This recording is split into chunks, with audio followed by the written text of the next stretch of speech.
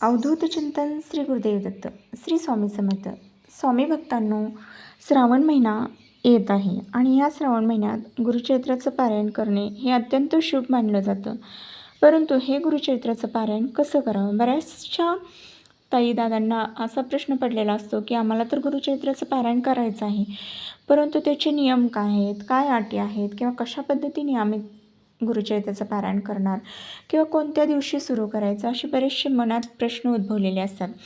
त्यासाठीच मी तुम्हाला एक छोटीशी माहिती देण्याचा प्रयत्न करत आहे की श्री दत्तात्रेय महाप्रभूंनी नामधारकास अतिसामान्यांना गुरुप्रणीत मार्ग मिळावा म्हणून श्री गुरुचरित्र सांगितले आहे.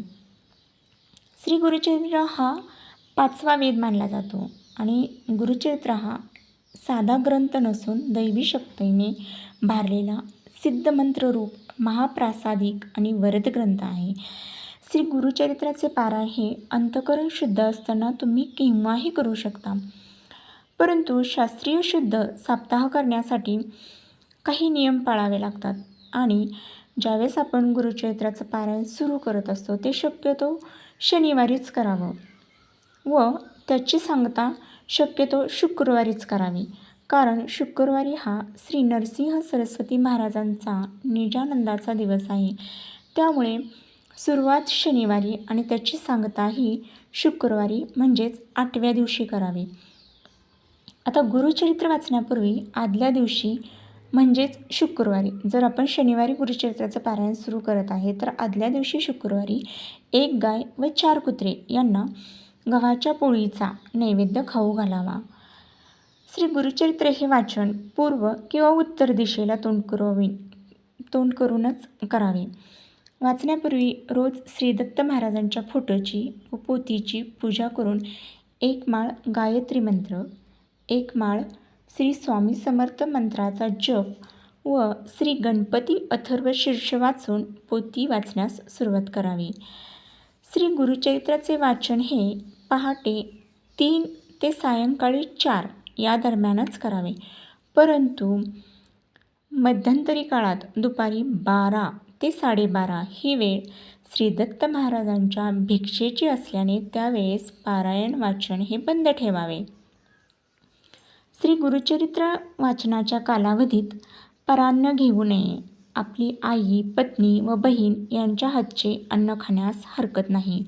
उपवास करू नये. दोन्ही वेळेस म्हणजे सकाळ संध्याकाळ 1 धान्य फराळ करावा. काही समस्या असल्यास तुम्ही स्वखर्चाने बाहेरचे खाऊ शकता. श्री गुरुचरित्र वाचण्याच्या कालावधीत पुरुषांनी दाढी वाढवू नये. स्वतःच्या हाताने दाढी करावी. तसेच या काळात चांबड्याऐवजी नायलॉन किंवा रबरी चप्पल वापरावी. श्री गुरुचरित्र वाचनाच्या कालावधीत ब्रह्मचर्यत्व पाळावे.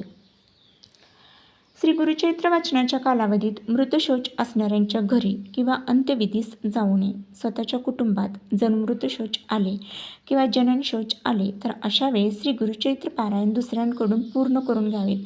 ते अर्धवट अजिबात सोडायचं नाही.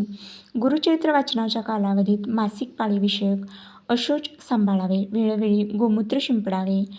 सप्ताह कालावधीत रोज सकाळी व संध्याकाळी गुरुचरित्राच्या पोथीस नैवेद्य दाखवावा. आरती करावी.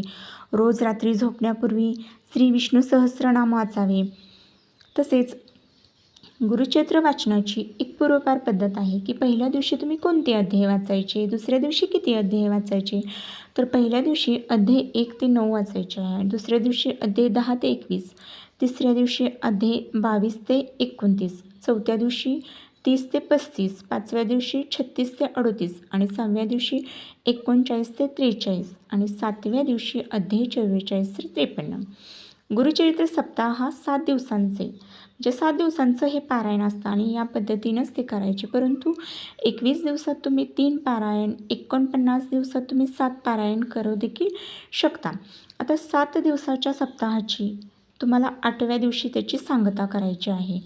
पूर्ण 7 दिवस तुम्ही ते अध्याय वाचून झाल्यानंतर 1 ते 53 अध्याय वाचून झाल्यानंतर 8व्या दिवशी तुम्ही त्याचं उद्यापन किंवा सांगता हे करू शकता.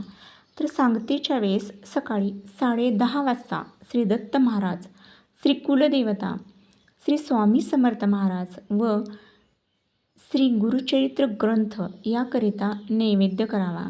ग्रंथाचा नैवेद्य गाईला खाऊ घालावा किंवा स्वतःच्या घरी की म्हणजे स्वतः घ्यावा, मगच आपण भोजन करावे.